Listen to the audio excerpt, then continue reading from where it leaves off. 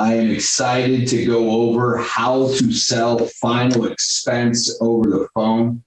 You know, doing this for going on 11 years and selling insurance primarily face to face, majority of my career, I didn't think that it was going to be much different to transition to closing or selling over the phone versus doing it in the home. But what I really realized is as long as there's value, it doesn't really make a difference, whether it is in the home or it's over the phone.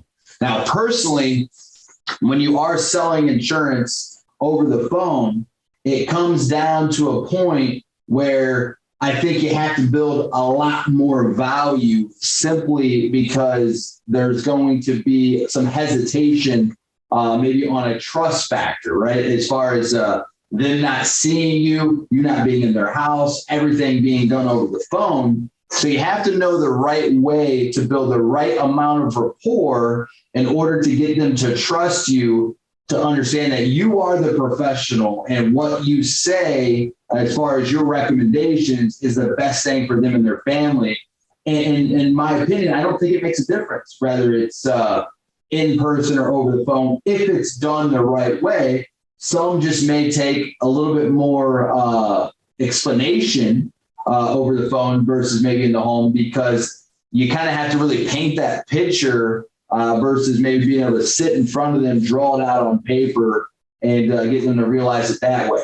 But today's topic really is to talk about final expense. Now, final expense in most people's thought process is, you know, what's going to happen when I pass away? How much money is my family going to have to come up with?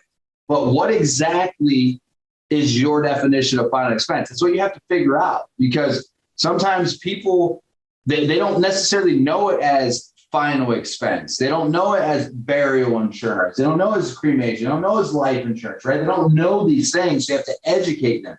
But let's first talk about final expense. What is that? It's pretty simple, right?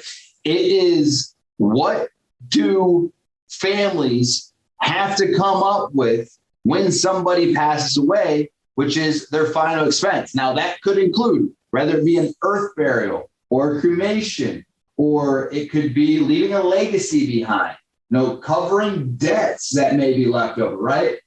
Could be as far as, does the family have to travel from one state to the next? Do they have to take time off work? What's all gathered into final expense? What all does that entail? What amount of money do they have to come out of pocket with? And that's what it really comes down to, is understanding that final expense can mean a slew of different things. So when it comes to closing final expense over the phone, you have to really dig in and find the why, right? So before you can even do the close, you have to find the why to know how to protect that family and give them exactly what they're looking for. So it's as simple as this. You know, you're going to ask, if something happens to you, Mary, who's the one that would have to identify the body when you pass away? I love using that line. Who's the one that would have to identify the body? Because it gets them thinking about the reality behind it. It gets them thinking like, okay, this is more than just a beneficiary. Like, oh, crap, I've passed away. I'm dead. Now, who's going to be there to identify me, or who's going to be there for me?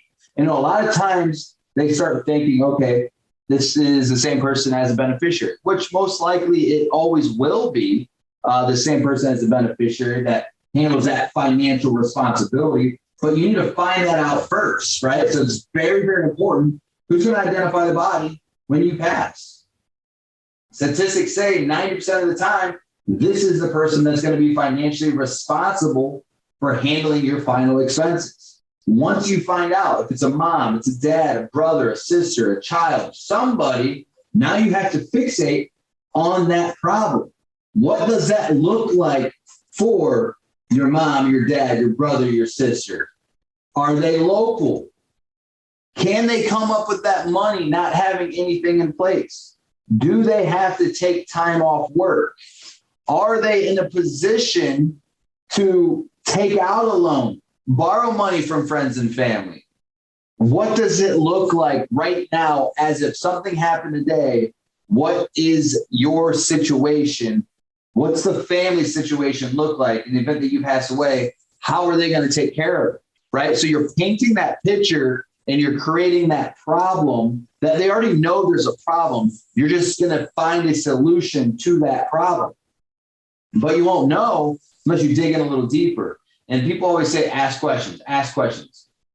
That's as simple as that. You're asking questions to dig a little deeper to find out what does that look like in the event something happened now without them having a place. Because people typically think about this for one of three reasons. One, they get sick and then they start thinking about it. Somebody close to them passes away, or somebody like you and me are in front of them going over it with them, right? Outside of that, you don't just wake up on a Friday night and say, you know what, I'm going to go shopping for final expense insurance. I think today's a good day to do it because, one, this is something that you have to perceive happening. You can't touch it, you can't feel it, you can't see. So you have to paint that big picture. Now, how do you do that selling it over the phone? What I found is sometimes people separate final expense or burial or cremation from life insurance, right?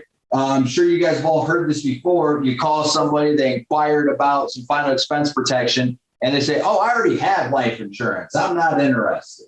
Or I already have life insurance. I'm just looking for a burial cremation, right? Because there's a concept. And the concept is as simple as going through the motions and giving them what they want. Right. So you've probably heard the saying, you have people out there like Dave Ramsey. He's against whole life insurance. So it's buy, term, invest, the rest. So when you mention whole life insurance, it turns people off. But then when you explain how whole life insurance works, now they start to understand like, wait, that's actually what I want. That's what I want. But because the name whole life insurance has somebody, ran that name through the mud, or gave them a bad image of whole life insurance, they think that it's a bad thing. But then when they realize what it can do for them, it no longer matters. So now it's about the concept, right? So you're not misleading, you're just educating, you're letting them know what it can do for them. So a lot of times selling final expense over the phone, you're not selling life insurance, quote unquote, you're selling a burial or cremation. These people want to make sure that no matter what, when something happens, their family doesn't have to come out of pocket. And it's as simple as this. I like to paint the picture a little bit more, going into detail as far as giving them a scenario of what their options are, right? And a lot people like options. So at the end of the day, when it comes down to their options, I always say, now typically there's three ways most people handle this. One, you go to the funeral home, you can prepay for it, pay the $10,000, $15,000, $20,000 out of your pocket and just hand it over. Most people are unable to do that. It doesn't make sense financially. It's just not feasible. The second option is you go to the funeral home, you could set up a deposit and then pay a monthly fee. But if you pass away before it's paid off, the family's still responsible to come out of pocket. Or the third way, which is what you've inquired about, this burial plan, is you pay one payment and you pass away, that full burial is taken care of no matter what. So if you make one payment and you have a $15,000, $20,000 death benefit, it's going to pay out immediately. So you don't have to worry about paying into it the full amount before it pays out. It pays out when you pass away. Now, obviously, there's scenarios that come down to people qualifying for different types of coverage, right? But by me giving that example, it kind of gets them to understand, like, you're right, those are really my only options. Outside of that, I don't have very many options when it comes to taking care of my burial cremation. So now you're rolling it into the close, right? So when you go through the first option, doesn't sound very sexy. The second option, they don't want their family to come out of pocket. The third option is the only one that makes sense. So now it's just a common sense close at that point. So now how do we transition into the close? Well, you have to dig a little deeper, right? Ask questions. Okay, you want to have a burial. Do you know how much a burial costs nowadays? Do you know how much a burial costs nowadays? Get them to answer. The minute that you tell them the answer, now it's just an opinion coming from you versus facts. Like they like third party, right? But if you get them to tell you what they think it is, then you can agree and proceed and you can make adjustments where you need to. So if somebody says, yeah, it's about $10,000, you're absolutely right. It's $10,000. And when you add in the transportation of the body, the opening, the closing of the grave, the crypts, the mausoleum, the guest book, the luncheon, the flowers, then what do you think it costs?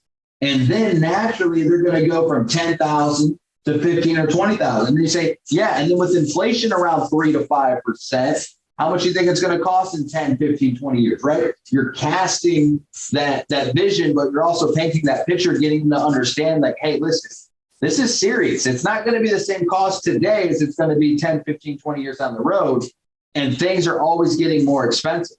So when you put them in a scenario or a position where they realize like, hey, there's only really one way out that makes sense. And that's setting up a burial cremation plan. So now, not only did I explain to them the options they have, and they realize that the best option is, setting up a burial cremation plan.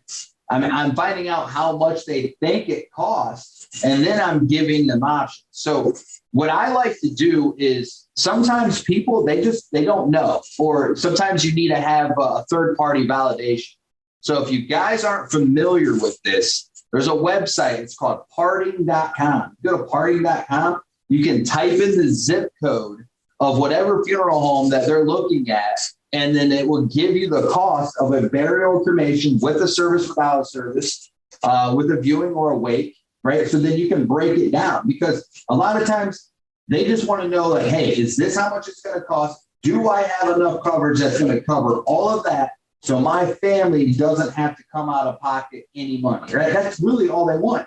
So now it comes back to that concept. That concept is it a burial cremation? Is it a legacy? Or are you covering debts? That's where you figure that out. But you find that out by asking questions. And by asking questions leads you into the close. So I've had it just the other day. I was talking to a lady. She's like, I just want a cremation. I just want to make sure that my kids don't have to come up with any money. I want to make sure it's all taken care of. I already know what funeral home I want to go to. It's McGinnis and Funeral Home in South Bend, Indiana. And that's where I'm going. So my whole family's around. That's where I want to go. And I said, well, do you know how much it costs? She goes, no, I have to actually reach out to the funeral home and find out. But I figured I'd get some information today.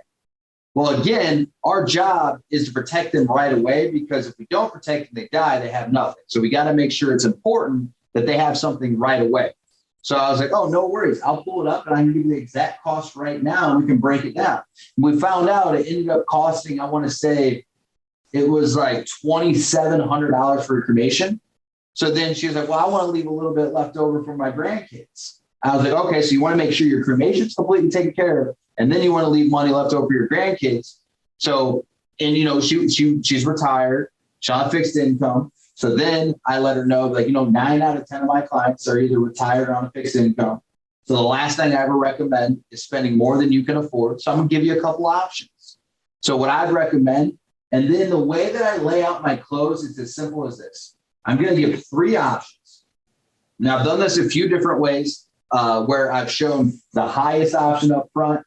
So I go the highest, the middle, the lowest, and then I've shown the lowest up to the highest. Now, I'm more comfortable, and I felt that I've gotten more sales, and I've protected a lot more families simply by showing the smallest option up front and then going from the middle option to the highest option. That's just because a lead source that I use, I use, the CRM leads, Facebook product expense leads. I want to make sure that I'm just giving them what they know they want up front, and then I'll let them upsell themselves based off of what they think makes the most sense. So in this case, the lady, she wanted just a cremation, which, let's just round it out to 3,000.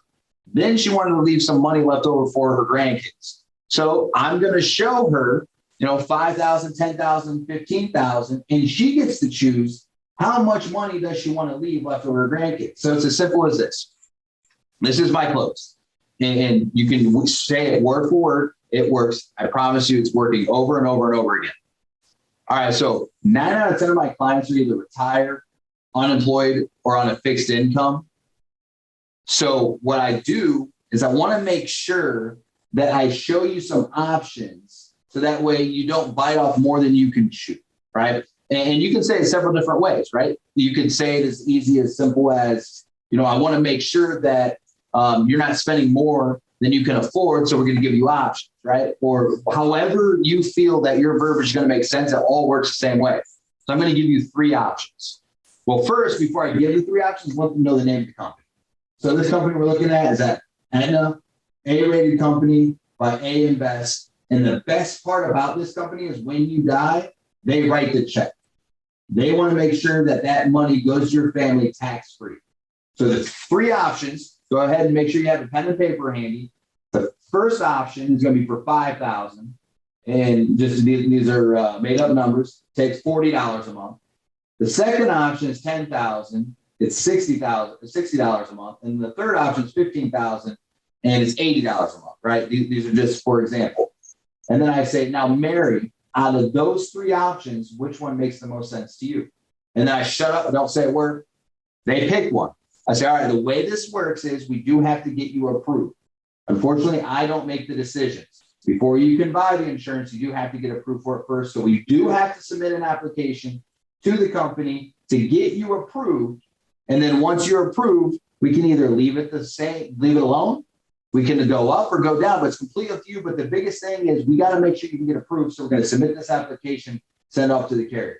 That way it creates urgency. It prevents them from saying they want to think about it, saying they need to talk to their kids. You're assuming the sale, letting them know they can't really think about something that they're thinking about if they don't even know if they can get approved. So I hope that helps.